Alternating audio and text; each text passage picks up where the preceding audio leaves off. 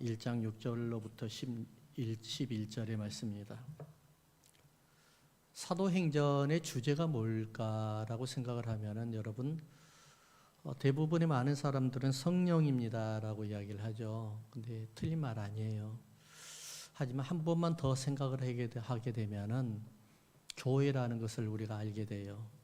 사도행전이 바로 교회. 사도행전의 시작은 분명히 성령으로 시작을 하거든요. 근데 사도행전 28장을 마칠 때를 보면은 교회로 끝납니다. 하나님의 나라로 끝나게 되죠. 우리가 사도행전 1장 8절 우리가 다 잘 알고 있잖아요. 우리가 한번 외워볼까요? 오직 성령이 너희에게 임하시면 너희가 권능을 받고 온 예루살렘과 온 유다와 사마리아 땅끝까지 이르러 증인이 되리라. 자, 여기서 분명하게 나타나죠. 자, 성령을 받죠. 그러고 난 다음에 뭘로 마무리하죠? 증인으로 끝나죠. 이게 사도행전이에요. 성령을 받으면은 증인으로 가는 거예요. 뭐하러요? 교회 세우고 복음 전하고 선교하는 거예요. 그래서 사도행전을 공부하게 되면 알 수 있는 것이 분명하게 있어요. 뭘까요? 바로 복음을 전하게 된다는 거예요. 성령이 내게 임하면 복음을 전하게 하고 선교하게 하고 뭔가가 달라지는 세상을 살길 원해요. 제가 지난주에도 제가 일부 예배 때 말씀을 드렸는데 성령을 받으면 제일 먼저 우리에게 나타나는 증상이 뭘까요? 도덕적으로 살아갈까요? 아니면은 다른 범죄를 좀 덜 할까요? 거짓말을 안 할까요? 다 맞는 말이죠. 하지만 가장 뚜렷하게 나타난 게 있어요. 예수님을 전하고 싶어서 미치려고 그래요. 복음을 전하고 싶어서 막 난리예요. 그래서 가장 가까운 가족부터 시작해서 이웃 사람들까지 어떻게 하든지 성령 받은 그 기쁨으로 이웃을 복음을 전하려고 그래요. 그게 우리가 알죠? 사마리아 우물가에 나왔던 여인을 보면은 예수님을 만나고 난 다음에 물동이를 던져버리고 바울로 들어가서 복음을 전하지 않습니까? 그렇잖아요? 성령 받은 분명한 증거거든요, 이게. 여러분들 가운데도 성령 받은 분명한 증거가 일어나길 주의 이름으로 축원합니다. 소수의 사람들, 많은 사람들은 그렇지 않은데 소수의 사람들은 성령에 대한 분별이 별로 없어요. 그렇기 때문에 어떤 사람은 성령 받아가지고 기적과 이적이 나타나니까 이단을 만들어버리고요. 그렇잖아요? 그리고 또 성령 받으니까는 어떻게 하죠? 사람을 죽이는 일, 교회를 혼란스럽게 하는 일들을 해요. 이거는 성령의 역사가 그런 잘못된 부장역으로 나타나는 거거든요. 자, 그러면 성도가 구원받은 거에 대한 또 잘못된 신앙관이 있어요. 무슨 말이냐면은 성도가 구원받으면 끝나버린다는 생각, 구원으로 목적으로만 살아가는 세상, 그런 신앙관을 가지고 있어요. 자, 구원은 누구의 것이에요? 사람의 것이 아닙니다. 하나님의 것입니다. 그러나 주의 사역은 누구의 것이에요?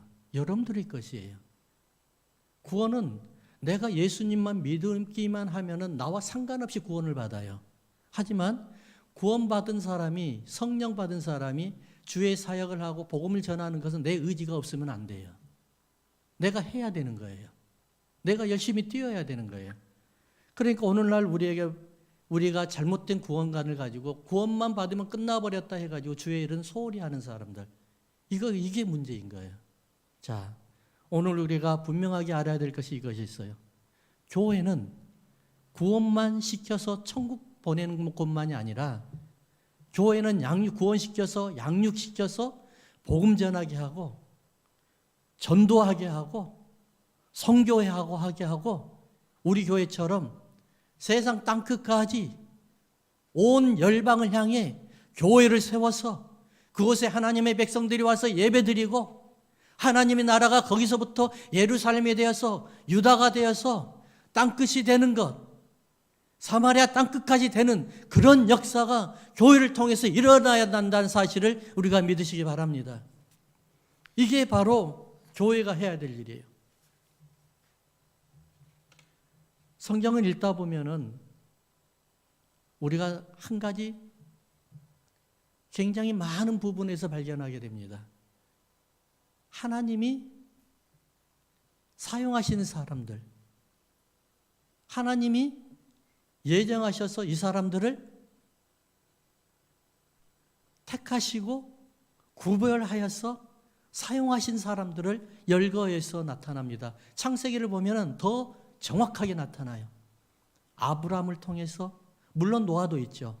아브라함을 통해서, 이삭을 통해서, 야곱을 통해서, 요셉을 통해서, 그렇잖아요? 그러면서 12지파를 통해서, 사사를 통해서, 제사장, 선지자, 왕을 통해서 이게 나타나기 시작을 해요.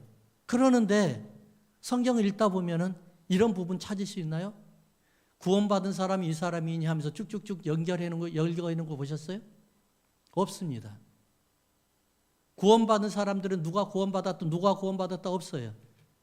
마태복음 1장을 들어가면 누가 누구를 낳고 이걸 이야기했어요. 무슨 말이냐면은 교회는 구원시켜서 천국 보내는 것이 목적이 아니라는 거예요. 교회는 구원시켜서, 예수 믿고 구원시켜서 구원받은 사람들이 하나님의 일을 대행하는 역할을 해야 되는 거예요. 대행자 역할. 한번 따라 합시다. 대행자. 하나님의 일을 대행하는 거예요. 하나님의 형상을 회복한 사람이 하나님의 일을 대행하는 거예요. 그 대행하는데 가장 중요한 것이 있어요. 뭘까요? 바로 성령이 임하시면 너희가 뭘 받고요? 권능을 받는 겁니다. 권능. 이 권능이 어떻게 나타날까요? 말씀이에요, 말씀. 히브리어는 다바르라고 이야기를 해요. 말씀. 보세요. 태초에 하나님께서 천지를 창조하시느라. 할렐루야. 믿죠? 여러분 믿으시죠? 근데 하나님께서 말씀하시되 이르시되라고 이야기했는데 세 번역에는 말씀하시니라고 이야기해요. 하나님께서 말씀하시니 빛이 있으라 하시니 빛이 있었다고 말씀합니다. 자, 하나님께서 세상을 말씀으로 창조하셨어요. 하나님께서 사람을 말씀으로 창조하셨어요. 하나님의 대행자이신, 하나님 형상을 입은 대행자이신 우리는 하나님의 말씀을 가지고 능력으로 우리가 세상을 정복해 나가는 거예요. 말씀이 있는 곳에 회복이 있고, 말씀이 있는 곳에 치유가 있고, 말씀이 있는 곳에 변화가 있는 겁니다. 할렐루야. 우리가 이래서 하나님의 말씀이 능력의 말씀이라고 이야기를 하는 겁니다. 예수님께서는 말씀으로 이 세상에 오셨어요. 예언의 말씀이죠. 말씀으로 이 세상에 오셔서 십자가에 돌아가셨습니다. 예수님께서는 말씀의 약속의 말씀대로 3일 만에 부활하셨어요. 40일 동안 이 가운데 계시다가, 세상 가운데 계시다가 40일 되는 날에 하늘로 승천하셨어요. 그리고 50일 되는 날짜에 하늘로 승천하셔서 열흘을 있다가 50일 되는 날, 그날 오순절 날에 부활의 영으로 다시 우리 가운데 임재하신 것을 믿습니다. 예수님께서 하늘로 승천하시면서 500명이 바라보는 제자들에게 부탁을 합니다. 뭐라고 부탁할까요? 4절을 한번 볼까요? 4절. 사도와 함께 모이사 그들에게 분부하여 이르시되, 함 따라 합시다. 예루살렘을 떠나지 말고. 이 말씀이에요. 예루살렘을 떠나지 말고 내게서 들은 바 아버지께서 약속하신 것을 기다리라. 할렐루야. 그러면 예루살렘을 떠나지 말라는 겁니다. 왜 예루살렘일까? 성령 받았으면 아무 곳이나 가면 되는데 왜 하필이면 예루살렘을 떠나지 말라고 그럴까? 예루살렘에는 특징이 있어요. 이스라엘의 모든 백성들이 이스라엘의 절기가 되면은 3대 절기죠. 7대 절기 중에 3대 절기는 무조건 예루살렘으로 돌아와야 돼요. 성전에 와서 제사를 드려야 돼요. 아무리 멀리 있어도 필요 없어요. 무조건 와야 되는 거예요. 왜냐하면 예루살렘에 들어오는 사람이 바로 하나님의 백성인 거예요. 그렇기 때문에 중요한 것은 뭘 이야기하냐? 예루살렘이라는 것은 뭘 이야기하냐? 절기를 지키는, 하나님 앞에 예배 드리는, 그리고 절기를 어디서 드리는 거예요? 예루살렘 성전에서 드리는 거예요. 예배를 하나님의 백성, 하나님의 교회에서 예배 드리는 거예요. 근데 이 절기의 7대 절기의 대표 주자로 안식일이 등장합니다. 10계명의 제4계명이 뭐죠? 안식일을 지키라. 이 안식일은 뭐 어디서 온 거예요? 레위기 23장에 보면은 7대 절기를 쫙 이야기를 하면서 제일 첫 번째 안식일을 이야기를 하고, 그러고 난 다음에 6월절이 시작이 돼요. 그러니까 안식일은 7대 절기의 대표 주자예요. 그 안식일을 지키기 위해서는 어디를 들어와야 되는 거예요? 예루살렘을 들어오는 거예요. 교회에 들어오는 거예요. 하나님의 몸인 예수님의 몸이 전에 들어오게 돼야 되는 거예요. 그래서 그곳에서 하나님의 약속하신 말씀을 기다리라는 거예요. 들에서 기다리는 것이 아니라, 바다에서 기다리는 것이 아니라, 산에서 기다리는 것이 아니라, 우리의 삶터에서 기다리는 것이 아니라, 하나님이 약속하신 그 약속의 말씀, 예루살렘이 하나님의 몸된 교회인 그곳에서 하나님의 약속하신 말씀을 기다리라고 이야기합니다. 예수님께서 하늘로 승천하셨어요. 예수님께서 예루살렘을 떠나지 말고 아버지께서 내가 너에게 분부한, 그리고 또 아버지께서 약속하신 말씀, 그 약속을 기다리라고 해놓고 올라가셔서 10일 만에 성령이 내리셨어요. 사도행전 2장을 보면은 하늘에서 불의 혀같이 강한 바람이 임하였다고 말씀하십니다. 정확하게 11대였습니다. 그게 바로 오순절 날이었습니다. 오순절 날에 성령이 임하셨을 때 어떠한 일들이 일어났나요? 모든 사람, 각 사람들 머리 위에 성령이 임하니까 그들이 이제 방언을 하기 시작을 합니다. 근데 그 방언이 바로 어떤 방언이었습니까? 천사의 방언이었습니까? 아니었습니다. 사람의 방언이었습니다. 성경에는 방언의 종류가 두 개가 있어요. 첫 번째는 천사의 방언, 고린도전서에 나오는 천사의 방언. 우리가 알지도 못하고 하는 방언, 우리가 뭐 사실 심지어는 랄랄랄랄 하는 것도 이것도 방언이라고 이야기하고 하죠. 예. 하나님의 방언은 우리도 알 수 없어요. 하지만 하나님과 관계 속에서 대화가 되고 교통이 되는 말씀이에요. 방언이에요. 두 번째 방언, 오늘 여기에서 말씀하시는 방언, 사도행전 2장에 나오는 방언. 이 방언을 들으면서 사람들이 어떻게 됐나요? 먼 곳에서 왔던 사람들이 예루살렘을 오면서 이 사람들이 자기들이 말하는 방언을 듣기 시작을 합니다. 사람의 방언을 하고 있죠. 하나님의 성령으로 역사하신 그 목적이 뭡니까? 여러분들에게 성령이 권능을 주신 역사의 말씀의 목적이 뭡니까? 이 방언을 가지고 그 사람들에게 복음을 전하라는 거예요. 성령 받으면 복음 전하는 거예요. 성령 받으면은 세상을 향해서 예수 그리스도를 전파하는 거예요. 우리 남가주 믿음의 교회가 다 성령 받았어. 이 죽어가는 영혼들, 정말 세상이 정말 무참히 짓밟히고 있는 이런 세대, 예수 그리스도만이 희망이고 소망이라는 것을 선포하는 여러분들 되게 주의 이름으로 축원합니다. 이때 우리가 희망을 드려야 되는 거예요. 그들에게 희망과 소망을 줘야 되는 거예요. 요즘에 우울증 환자들이 얼마나 많이 있습니까? 너무나 심령이 고통스러운 사람이 얼마나 많습니까? 여러분들 성령 충만을 받으시기 바랍니다. 제가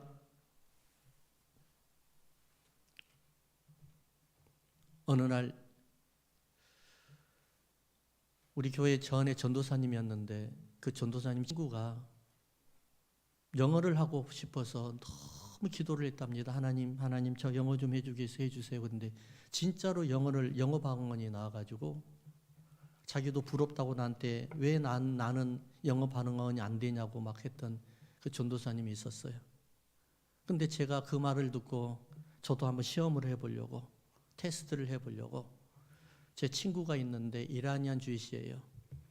사무실에 딱 찾아가가지고 그 사무실에 딱 보니까는 히브리어로 딱 써져 있더라, 뭐가 있더라고. 그래서 히브리어를 딱 읽었어. 깜짝 놀라더라고요. 읽을지만 알지 제가 해석은 못해요. 예.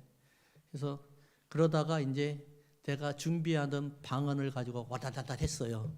그 때문에 얘가 나를 확 가만히 쳐다보는 거예요. 얘가 왜 이러나 하는 식으로. 근데 내가 뭐 한참 하다가 방언을 한참 하다가 내가, 왜냐하면 내 생각에는 분명히 아랍이나 아니면은 아무 그런 계통의 방언을 하는 것 같더라고, 제 생각에. 그래서 분명히 얘는 알아들을 것 같다는 믿음을 가지고 갔는데 얘가 나를 한참 쳐다보더니 너 무슨 말 하냐고 그러더니 너 못 알아들었어. 그러니까 방언이 아니었어요. 그게 사람의 방언, 어떤 다른 사람의 방언이었는 것 같아요. 그게 저는 분명하게 느꼈습니다. 천사의 방언이었다는 것을. 예. 두 번째로 보니까 8절을 한번 읽어볼까요? 8절. 오직 성령이 너희에게 임하시면 권능을 받고 예루살렘 온 유다 사마리아 땅끝까지 이르러 내 증인이 되리라. 사도행전의 확산을 여러분들 사도행전을 읽어보면은 얼마 되지 않아요. 28장밖에 없어요. 그렇죠? 사도행전이 28장밖에 없는데 29장은 여러분들 것이에요. 여러분들이 주님 앞에 가가지고 이제 성령 받고 난 다음에 기록한 기록들을 여러분들 주님 앞에 나가서 이제 확인시켜 드리는 거예요. 그러니까 29장을 잘 쓰시기 바랍니다. 29장을 잘 쓰셔야 되는데 어떻게 써야 돼요? 저는 성령 받아서 열심히 돈을 벌어서 잘 쓰고 잘 쓰다가 왔습니다 라고 쓰면은 하나님이 이놈아, 성령 내가 너에게 줄 때는 너에게 그렇게 하라고 했는 줄 아느냐 라고 하실 것 같아요. 그래도 잘 왔다 할 것 같아요. 하지만 중요한 건 뭐예요? 바로 하나님, 내가 성령을 받고 무익하나마 내가 주의 마음을 감동시키려고 열심히 노력했습니다. 이러한 분명히 역사가 일어나야 될 줄 믿는데, 사도행전을 보니까 어떻게 나타나냐? 바로 이렇게 나타나요. 전체적으로는 이렇게 나타납니다. 예루살렘과 유다가 한 몽토리로 올라가요. 거기서부터 시작이 돼요. 그러고 난 다음에 사마리아를 복음이 전해져요. 그러고 난 다음에 땅끝까지 복음이 전해집니다. 확산이 일어나요. 자, 근데 보세요. 사도행전의 출발이 어디죠? 1장, 2장이에요. 1장, 2장은 뭐 하는 거예요? 이게 바로 뭐냐면 성령 받은 날이에요. 성령 경험하는 날이에요. 그러니까 사도행전 1장, 2장은 성령 충만을 받는 그런 장이란 말이에요. 그렇잖아요? 근데 이것이 바로 뭐냐면 교회의 출발이에요. 교회가 시작되는 출발이에요. 사도행전 1장, 2장이. 근데 3장, 4장은 어떤 걸 이야기하느냐? 3장에서 7장까지 뭘 이야기하느냐? 이제 성령 받았으니까 교회가 성장하게 되죠. 성령 받아서 복음이 막 확산이 됩니다. 7장까지 막 그냥 전진합니다. 그러다가 8장에 스데반 집사님의 순교가 나오죠. 교회가 이제 환란이 시작이 됩니다. 그러면서 핍박이 일어나면서 교회가 흐트러지기 시작하면서 땅끝까지 막 들어가기 시작을 합니다. 이게 바로 사도행전이에요. 자, 그러면은 보세요. 하나님의 마음이 어디에 있었을까요? 하나님의 마음이 어디에 있었을까요? 하나님이 1장, 2장에서는 성령 충만하게 받고 3장에서 7장까지는 승승장구하면서 교회가 성장하게 나가는 걸 보다가 8장부터는 핍박이 와가지고 교회가 흩어지고 사람들이 흩어지고 막 하는 것이 하나님의 목적이었을까요? 여기에서 시편은 어떻게 이야기하느냐 하면 시편 150편에는 여러분 제가 읽어드릴 테니까 한번 들어보십시오. 할렐루야, 그 성소에서 하나님을 찬양하며 그의 권능의 궁창에서 그를 찬양할지어다. 제가 계속해서 반복하는 단어를 한번 생각을 해보십시오. 그의 능하신 행동을 찬양하며 그의 지극히 위대하심을 따라 찬양할지어다. 나팔 소리로 찬양하며 비파와 수금으로 찬양할지어다. 소고치며 춤추어 찬양하며 현악과 퉁소로 찬양할지어다. 큰 소리 나는 재금으로 찬양하며 높은 소리 나는 재금으로 찬양할지어다. 호흡이 있는 자마다 여호와를 찬양할지어다. 할렐루야, 아멘. 하나님의 마음은 어디에 있었을까요?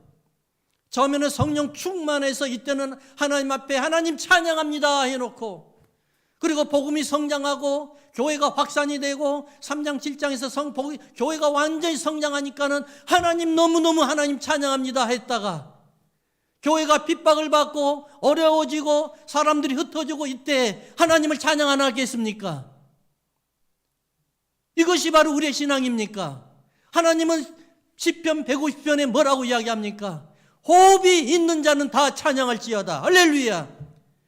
우리에게 핍박이 있든 우리에게 사랑이 있든 평화가 있든 우리에게 걱정이 있든 염려가 있든 상관하지 말고 하나님은 그 상황을 통해서도 하나님은 역사하시고 하나님이 하시고파 하는 일을 하신다는 사실을 믿으시기 바랍니다. 팬데믹 동안에 어렵게 된 사람들도 있었고 어려워지는 교회도 있었지만은 하나님이 그 팬데믹을 통해서 하시고파 하는 일을 하셨다고 저는 분명히 믿습니다. 분명히 이유가 있다고 생각을 합니다. 사랑하는 성도 여러분, 하나님을 찬양하는 데 있어서는 절대로 우리는 환경에 얽매이지 말고 내 심령 속에 타오르는 성령의 능력으로 말미암아 하나님을 찬양하고, 그 하나님의 찬양하는 찬양이 교회에서부터 시작해서 예루살렘과 유다와 사마리아 땅끝까지 하나님의 찬양이 확산이 되어서 우리 하나님을 찬양하고 높여드리는 영광이 그들 가운데, 여러분들 가운데 있기를 우리 주님의 이름으로 축원합니다.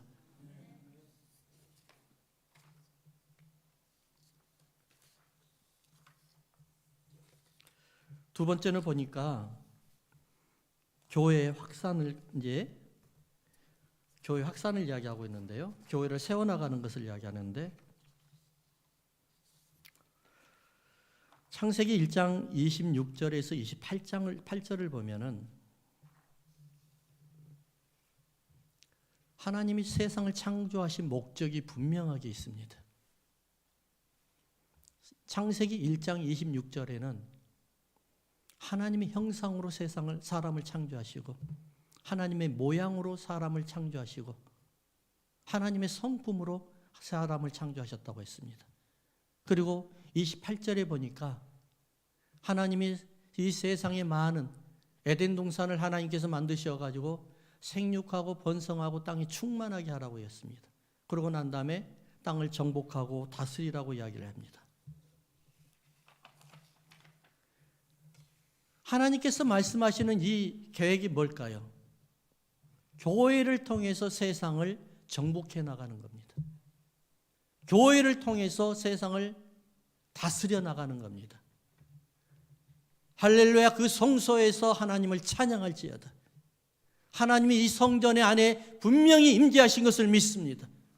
이곳에서 성령의 충만함을 받아서 우리가 세상 밖으로 나갔을 때 하나님의 정복사시고 다스림의 역사, 기적의 역사가 분명히 일어날 줄로 믿습니다. 교회를 떠나는 성도는 광야의 성도입니다. 교회 안에 분명한 하나님의 역사가 있습니다. 하나님을 찬양하고 하나님을 높여드리고 성령의 충만한 권능이 그 안에 있다는 사실을 믿으시기 바랍니다. 우리는 이제 생각이 달라져야 됩니다. 이것을 우리는 패러다임 시프트라고 이야기를 해요. 이 패러다임 시프트라는 말은 다른 말이 아니에요. 생각이 달라져야 되고 환경이 달라져야 되고 철학이 달라져야 된다는 거예요. 1세대가 2세대를 이해를 못하잖아요. 생각이 달라지고 2세대에다 맞추고 철학을 2세대에다 맞추고 환경도 2세대에다 맞춰버리면 패러다임이 같이 통하게 되는 것이죠. 사랑하는 성도 여러분, 성령 받으면 하나님의 마음을 이해하게 됩니다. 성령 받으면 하나님의 마음을, 간절한 마음을 여러분들 이해하게 됩니다. 이제는 우리가 복음을 전해야 될 때입니다.